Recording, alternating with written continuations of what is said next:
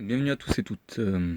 Aujourd'hui, présentation d'une checklist que j'estime hebdomadaire et quotidienne. Voilà, qui est une compression de plusieurs concepts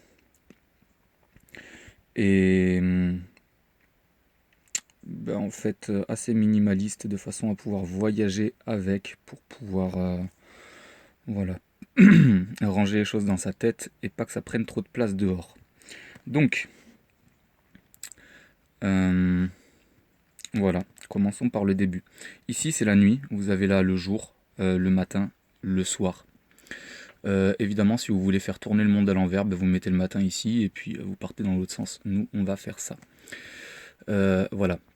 Alors, du coup, dans la nuit, c'est bien de mettre un acte quotidien, ce que j'ai tendance à appeler des crapauds, mais un crapaud qui vous fait du bien, qui est en accord avec vos valeurs et vos valeurs profondes, que vous êtes obligé, mais qui vous fait du bien une fois que vous y êtes, quelque chose que vous aimez faire.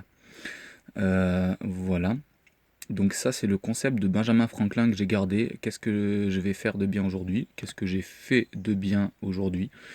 C'est des bonnes questions à se poser le soir et le matin, je trouve. Voilà.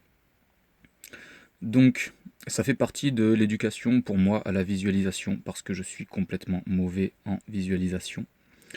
Et par rapport à ça, je trouve que le fait de se faire un mur avec des mind maps, alors là, moi je les mets sur 8ème, mais voilà, en fait, je coupe les feuilles en, je coupe les feuilles en 8 et vous avez une mind map.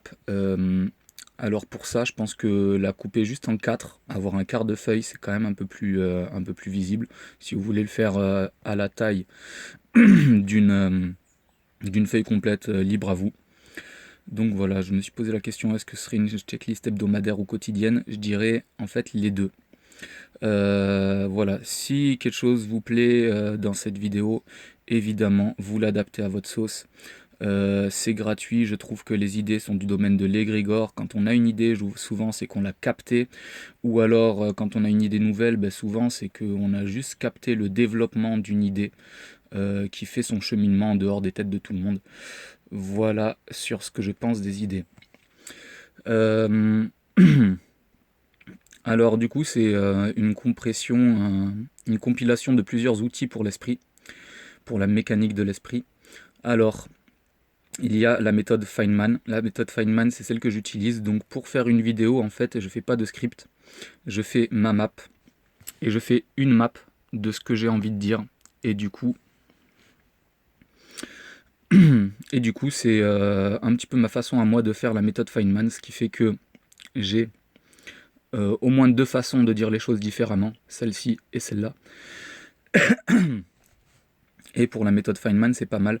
J'ai coupé la map en pomodoro en fait. Chaque partie sont des parties de 2 heures. Voilà, midi, 14 heures. Et en fait, vous avez tout ça. Voilà.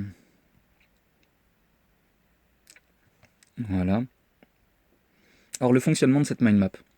Vous mettez ce que vous avez à faire dans toute la semaine, vous le mettez avec vos objectifs au milieu. Ce qui fait qu'en fait, il vous restera, pour la checklist, pardon, il vous restera tout ça pour y mettre ce que vous voulez y faire selon les horaires de la journée, ce que vous voulez faire plutôt le matin.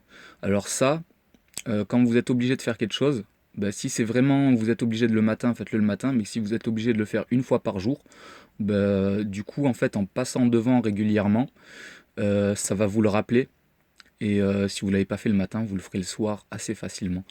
Donc j'avais commencé à mettre, voilà, à préparer une séance Pomodoro de 4 heures pour mon chantier, mais finalement j'ai décidé de faire la présentation de la checklist. Voilà, donc hebdomadaire au milieu, quotidien autour. Puis c'est à peu près tout. Du coup, j'ai décidé de meubler avec des petits chats. Et ici, vous pouvez constater qu'en fait, les 2 heures, elles sont sur sur une tranche qui est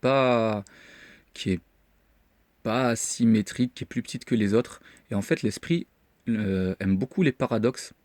les paradoxes ont tendance à, à faire des déclics de pensée.